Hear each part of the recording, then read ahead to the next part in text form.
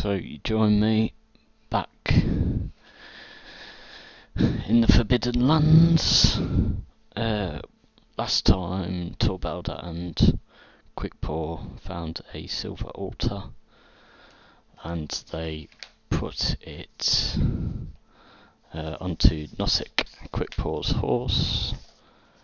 So it's there. I did update the sheet so it was on the right one. It takes up 6 slots. So there you go. Right, so we are in the daytime. Let's see what we are doing. So last time in the daytime, the duo decide to explore the cracks in nearby Gondian Road. They find a silver altar nestled under the stones and moss. They strap it onto Nosik, Quickpaw's horse, so they can sell it back at town. And that is the plan, to go back to the village of Snar. Let me just see. What did I call that village? What did I call that village?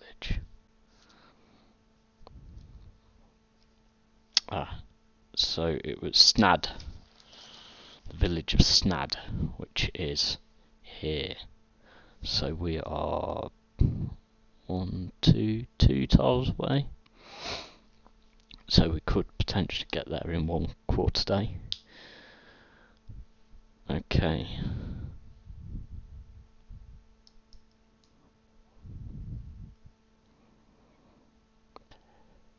I'm trying this new captioning system.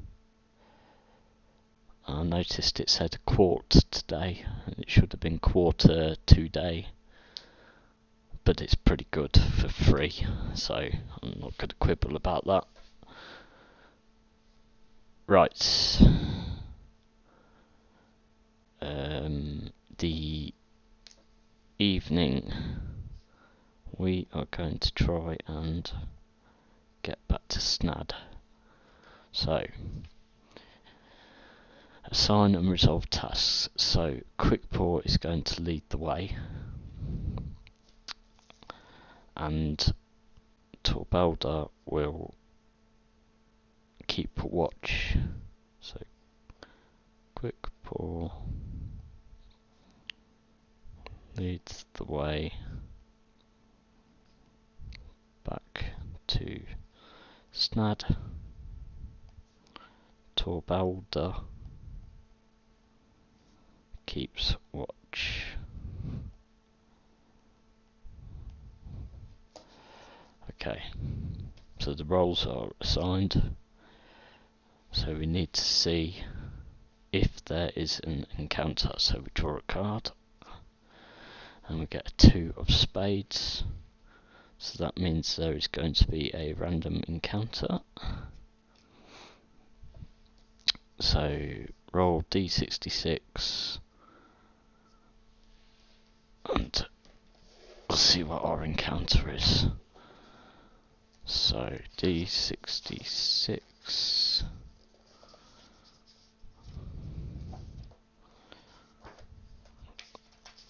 on this table here. So again, red is the tens, white is the units.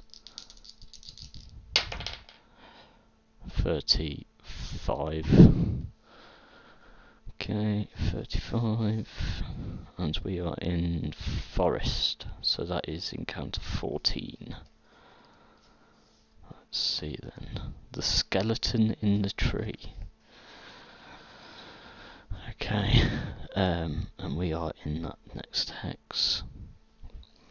So this is half of the first quarter day, so half of the evening. And we've set off and we've come across a skeleton in the tree. Your travel-weary eyes are met by an ominous sight, a skeleton in torn, threadbare robes, dangling from a tree farther ahead. The head is bent forward at an unnatural angle, and a thick iron chain attached to one of the branches is wrapped like a noose around the skeleton's neck. Oh dear. Right.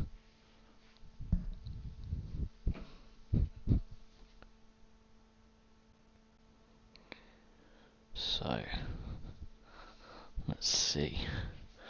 The skeleton is all that remains of the learned necromancer Mortelius Quidom, who was murdered by frightened villagers after an esoteric experiment in the local cemetery. Adventurers who search the skeleton will find a compendium of yellowed parchment containing 3 necromantic spells. Wow. So far I've not come across any kind of magic in this game, so this is, unless you count Ghost, but this is interesting. The deceased cannot move as long as the iron chain remains in place, but if it is removed, Mortelius returns in the form of Ghost. The undead necromancer is a terrifying sight and has a morbid fascination with his own remains, but has no hostile intentions. Not towards the adventurers, at any rate. As long as they behave somewhat decently, Mortelius will show his gratitude for being freed from his carnal prison by telling them the legend of the Phantomdaggers, or some other artifact that you think has a logical connection to the mystery of death.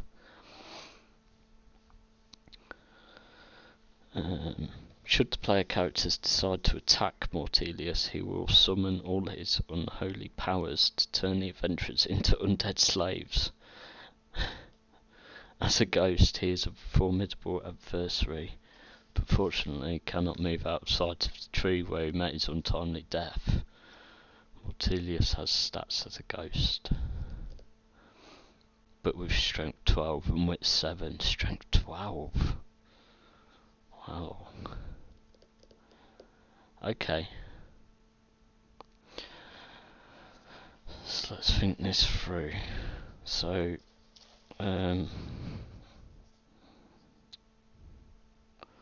we come across a skeleton in a tree.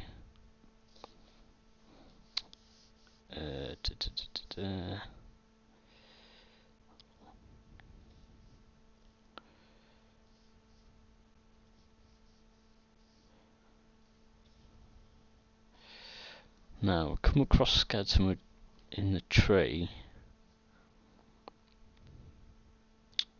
It's wearing threadbare robes.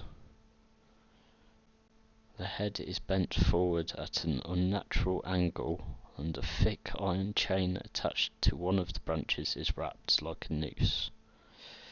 Would we realistically try to... I think we probably would try and at least get it down so that we could search it. And I think in so doing we would probably take the chain off it.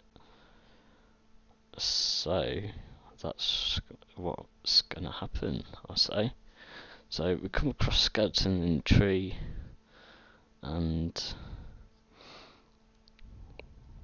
bring it down to the ground.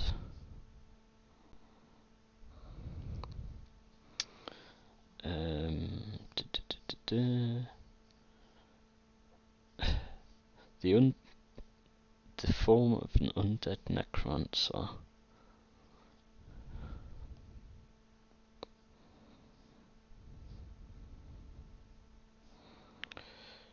Necromancer.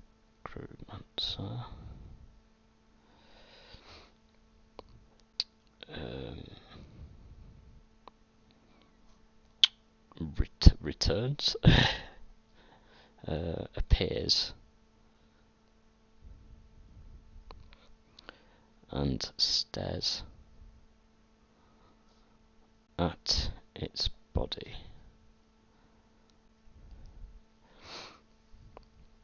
So he'll be standing over it, looking at it like, why are my bones so big?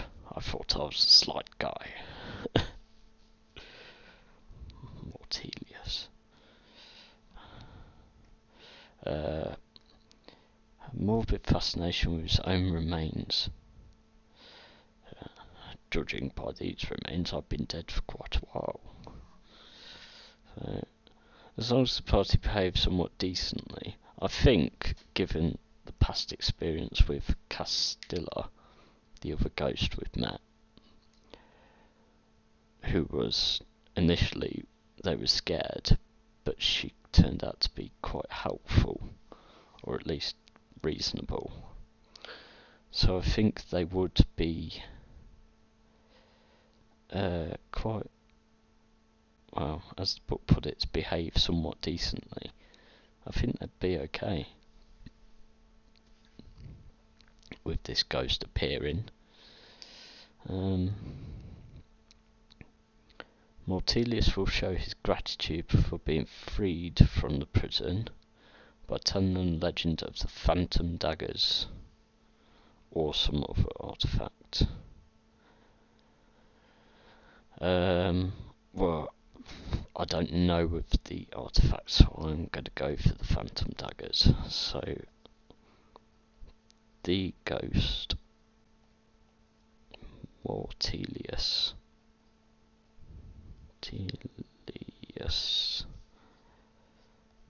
tells us of the legend of the Phantomdaggers.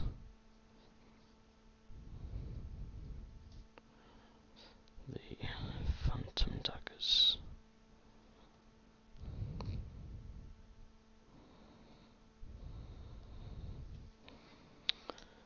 So we definitely won't be attacking him. He's given us a legend. And yeah, I'm not going to bother looking up his stats because there's no way I'm going to fight him. Strength 12 with 7, and who knows what else his stats are.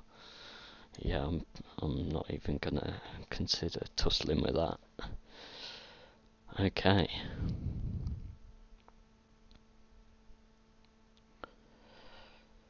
Let's see then. Phantomdaggers.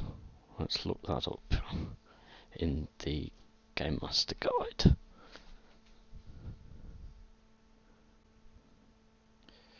Okay, so I've got the Phantomdaggers legend here. It is said that when the Alderlanders invaded Ravenland, they sent the 3 siblings Vida to assassinate the leaders of the dwarves and elves. However, the elven masters ensnared the would-be assassins through their magic, slew them, and bound their dark souls to 3 daggers. Okay. A completely black and fuming dagger with slightly diaphanous edges. It is as if the shadow of a dagger has assumed solid shape. So they're, well, phantom daggers are like shadow daggers. Interesting. What's the effects? The phantom daggers are dangerous concealed weapons, since they can be carried almost imperceptibly.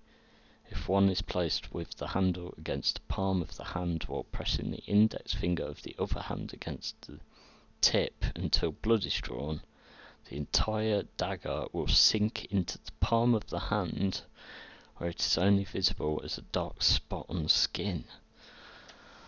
Wow, okay. With the proper flick of the wrist, the dagger can be unsheathed into the hand again when the victim least expects it. Phantom dagger counts as a dagger with weapon bonus +1, weapon damage 2, artifact die D8, I'm not sure what that means yet, +2 modification towards sneak attacks. It is not counted towards encumbrance at all. The phantom dagger erodes the user's soul Every time an attack with it breaks an opponent, the user suffers 1 point of damage to their empathy score. Proper assassin tools, isn't they? Okay. Well, we've been told the legend of the Phantomdaggers. So, I think let's roll up that legend using the Legends and Adventures book. Okay. So let's see in here. That's for adventurers, don't need that.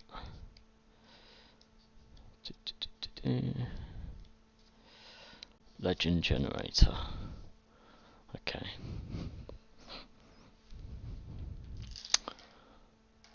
So, a long time ago,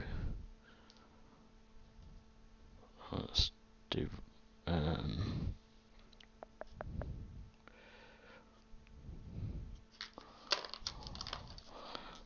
red and blue. 61. A long time ago, in the age of the blood mist, which is 5 to 280 years ago. So relatively recently, there was a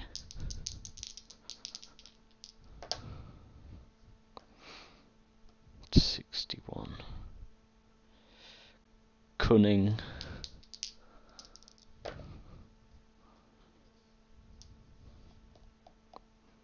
robber chieftain, okay, who sought 35 a treasure because of 65 greed, makes sense, and travelled to 33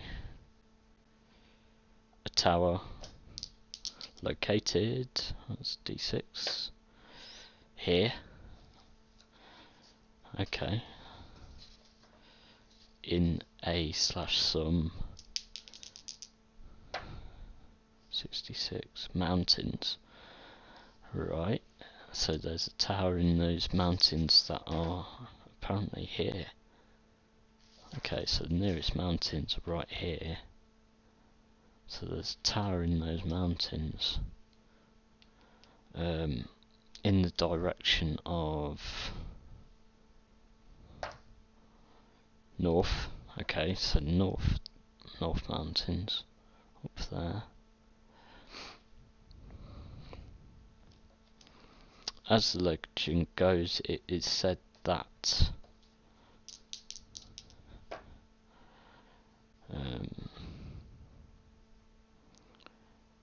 54 he was possessed, and that at that location 42 a large treasure. At that location there is a large treasure, sorry, but also 42 watchful,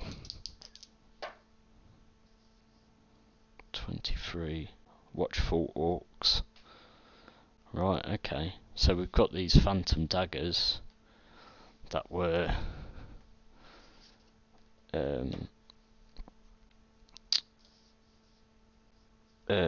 they were created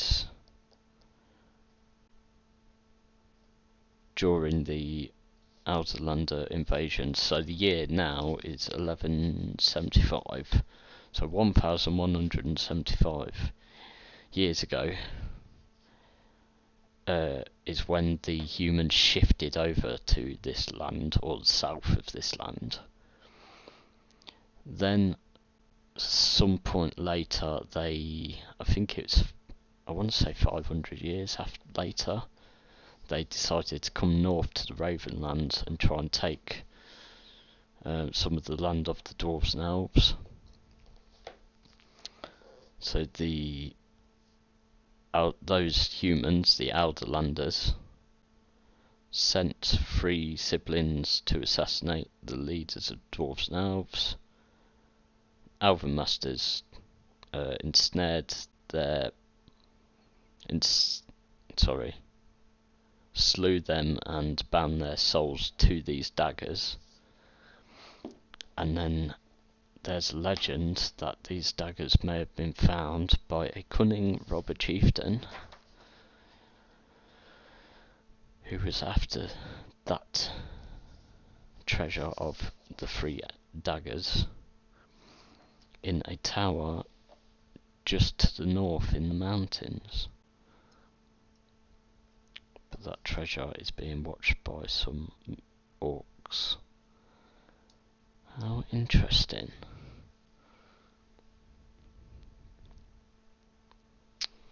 Right, so let me just write that all down. Okay, so I've written that legend down. The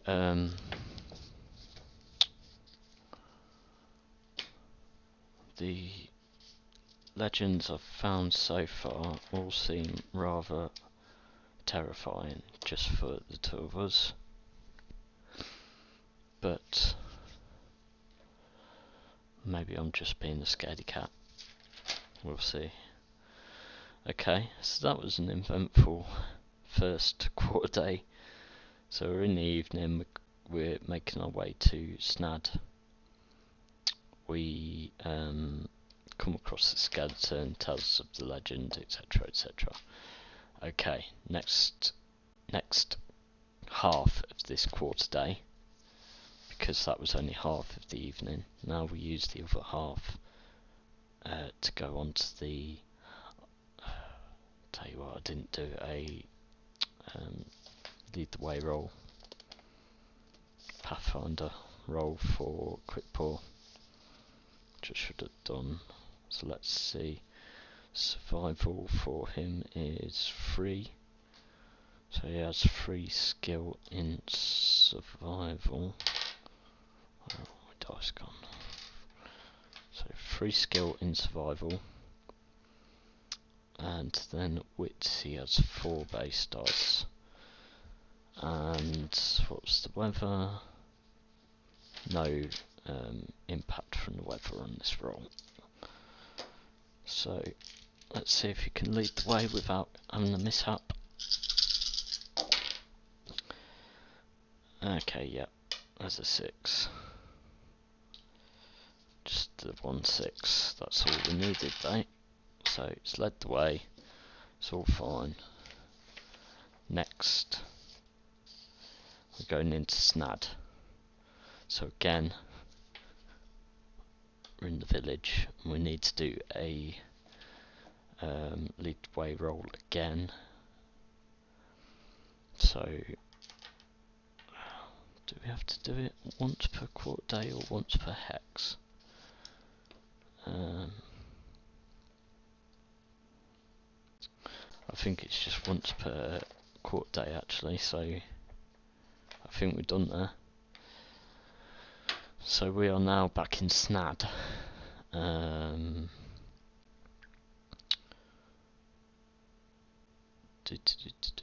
Just checking everything, yeah, okay. Okay, I want to ask the Oracle some questions, because that necromancer we found could be bad news for us. If we've kind of set him free, the Snad people might not like that so much. So let's see, was the necromancer Mortelius from Snad? Jack of diamonds, Jack, so face, red suit, yes, but with some complication. What would the complication be? Let's do a theme. So what's the complication? Jack of spades. Impulsiveness. So he was from Snad. Impulsiveness. Maybe he was being impulsive and he wanted to get away from Snad. He wanted somewhere bigger and grander, and maybe that was his downfall. So he's not interested in Snad.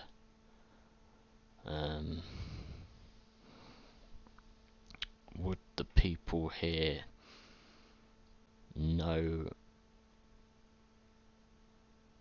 of him if he was mentioned?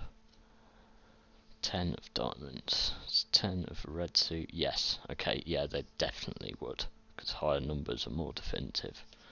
You can't get higher than 10. So yeah, they absolutely know who Mortelius' second name is. Mortelius Q something. Quidum. They definitely know who he is. Probably best not to mention his name.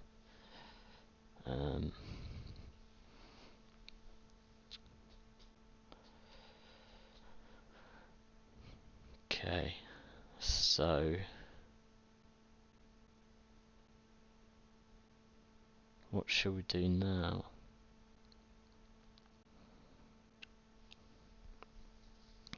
I suspect that we want to sell some things, so it's going to be the night time now. So I am going to say that we make use of some of the common services.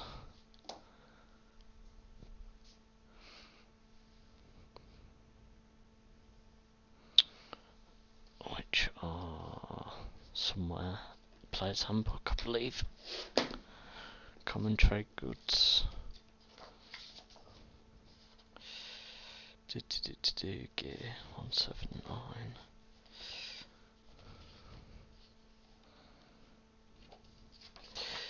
Yep, common services. So the first thing we are going to do is sell that silver altar. Is that going to be 9 and not stay open? Okay. So that was worth 26 silver. I'm going to try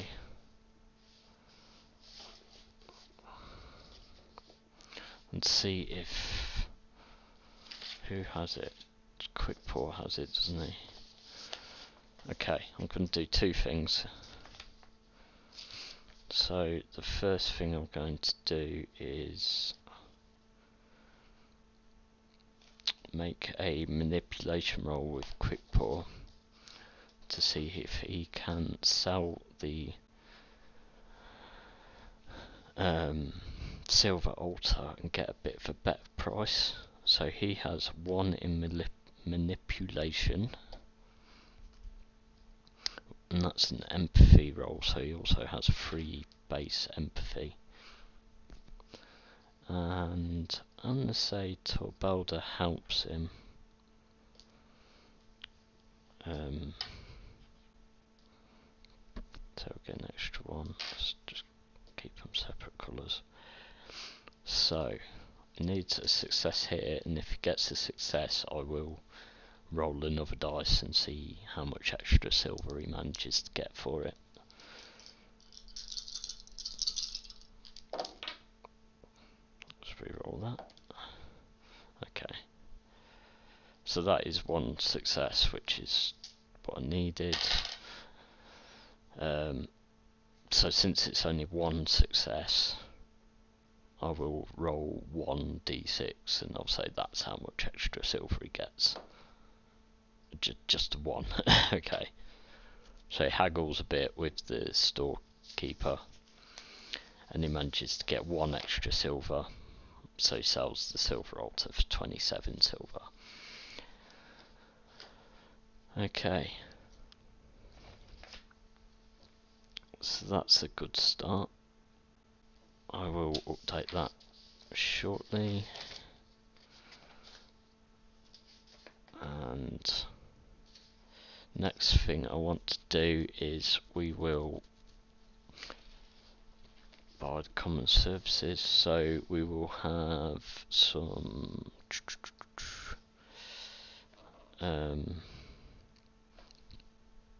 bowl of stew,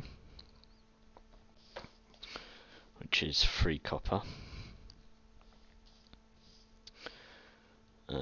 We will, in fact, oh no, yeah, we'll just have a bowl of stew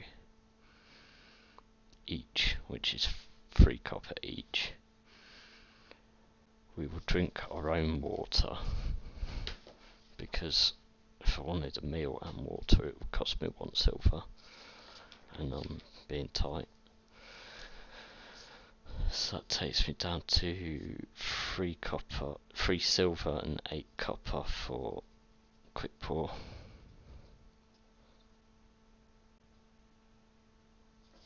But he has eaten. Let's also do his water roll. So he has D12 of water at the moment, and now he has D10 of water. Okay. Don't seem to do very well on those consumable rolls. D10 of water. And then it will be Torbelda's turn. So she also has a bowl of stew. She has exactly the same amount of money as quick pour, so she's now down to 3 silver and 8 copper as well. She has a D8 worth of water, so on a 1 or 2 it goes down to a D6. Nope, she's all good. So they've both had their fill of water, they've both had a bowl of stew, so that meets the needs for food and water. At the inn, they've sold the silver altar. So let me just update the sheets and I'll be back to do the next thing. Okay, that's all their papers updated. So they sold the silver altar for 27 gold, which means quick pour got 14 gold, silver, and Torbelda got 13 silver. Split down the middle with an extra 1 for quick pour. So they're doing alright for money. However, they are simple folk, so they have both just paid 2 copper each to stay in the dormitory at the inn for the night.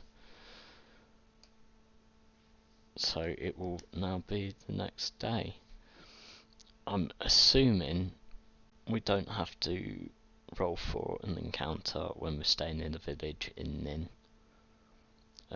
Feel free to correct me if I'm wrong, but it doesn't make sense to me that would happen.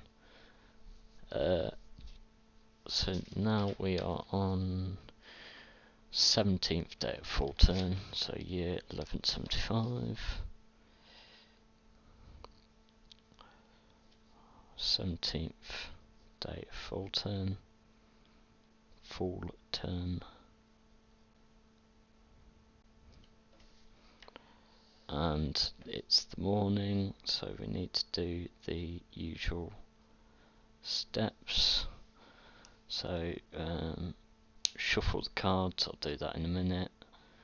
XP questions. So I think there's only a couple. So we've both participated in the day. We haven't been into any new hexes, but we did find a treasure, so we get 1 for that as well. And then no secrets, no pride, no stronghold stuff, etc, etc. I'm pretty sure that's just it, just the two. But that means we've both got quite a bit of experience now to spend. So maybe I'll have a look at doing some of that. But first, let's do the weather. Let me just find that in the book. Okay, so we've got wind, rainfall and temperature.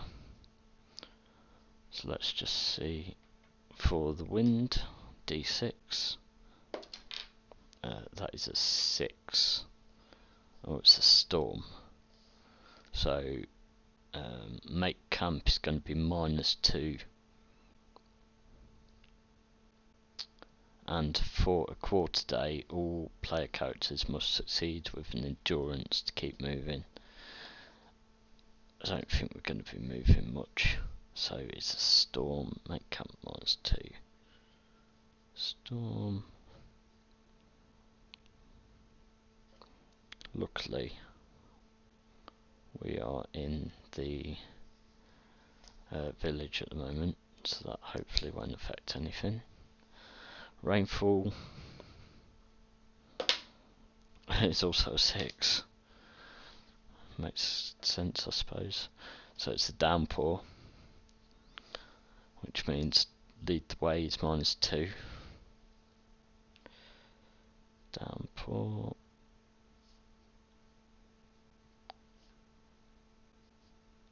And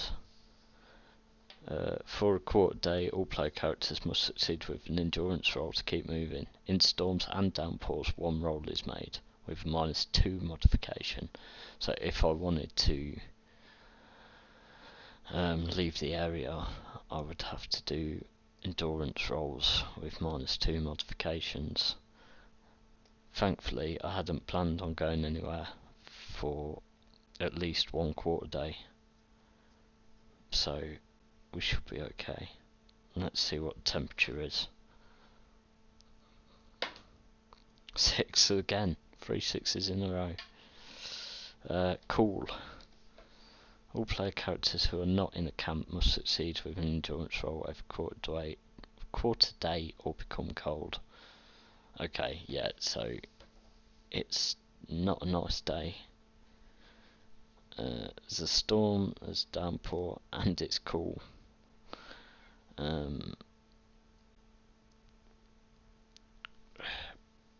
so glad we're in this village at the moment.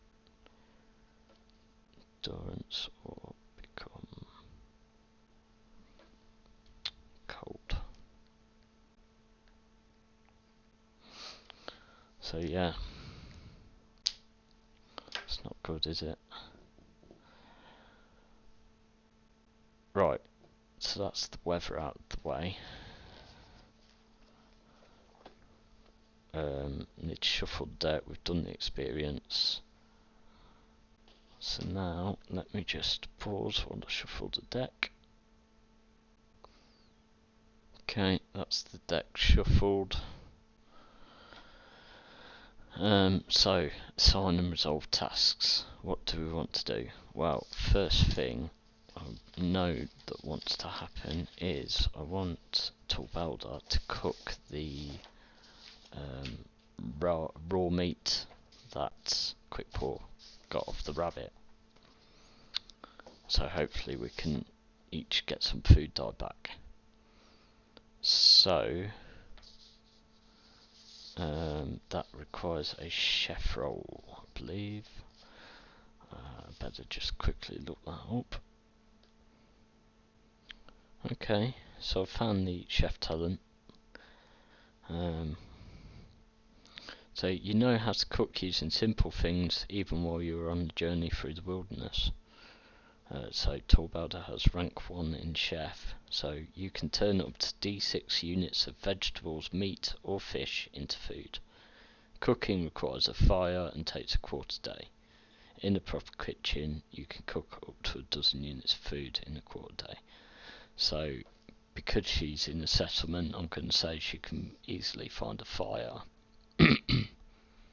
So she can turn both those units, well, up to D6 units.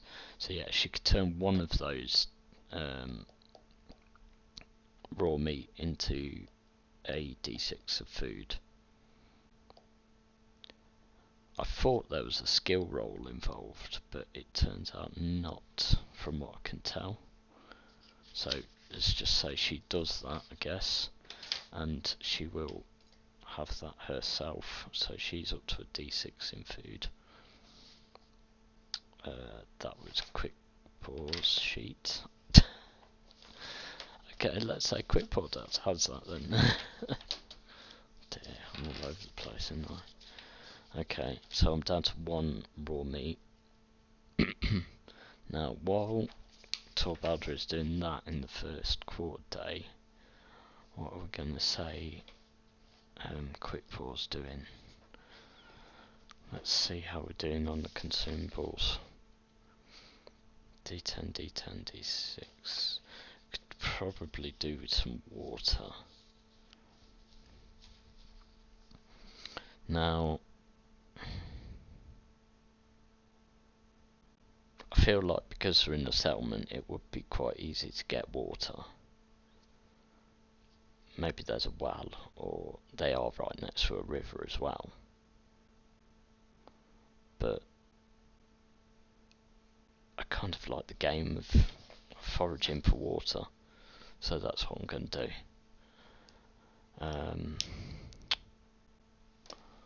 So I believe that is a survival roll. Let's just very quickly look that up.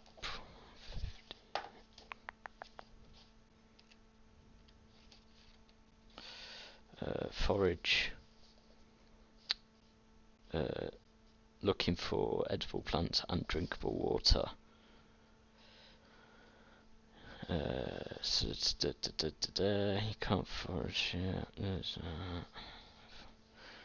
To forage, you must choose whether you're looking for food or water. Looking for water. Make a survival roll modified by the terrain type. I don't know, is there one for a settlement? No. So it's just forest, I guess. So forage is +1 for the forest.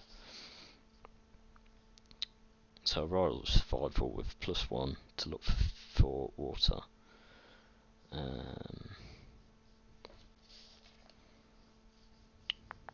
When looking for water, success means that you find enough drinkable water for everyone in your group to fill their skins, up to D12.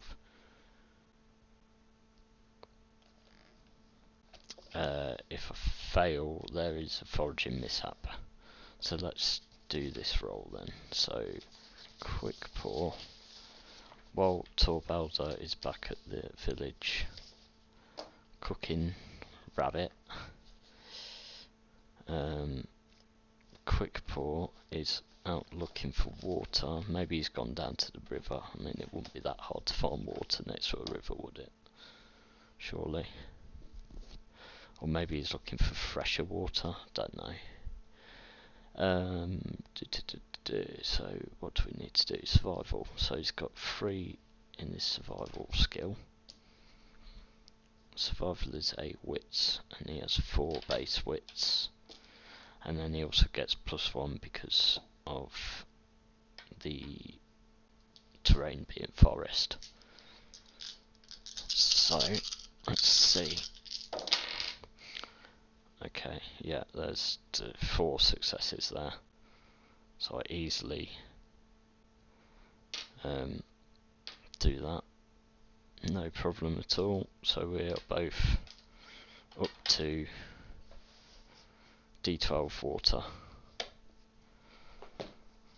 So let me just update that on the character sheets. Okay, so they're both full on water. So morning, Torbelda finds a communal fire and cooks the rabbit meat, while Quick Paw finds the village water source and fills their skins. That's where I'm going to leave this session. And on the next session I will be doing... Torbelda will be cooking the other piece of rabbit meat, and Quick Paw is perhaps going to try and use some of his experience.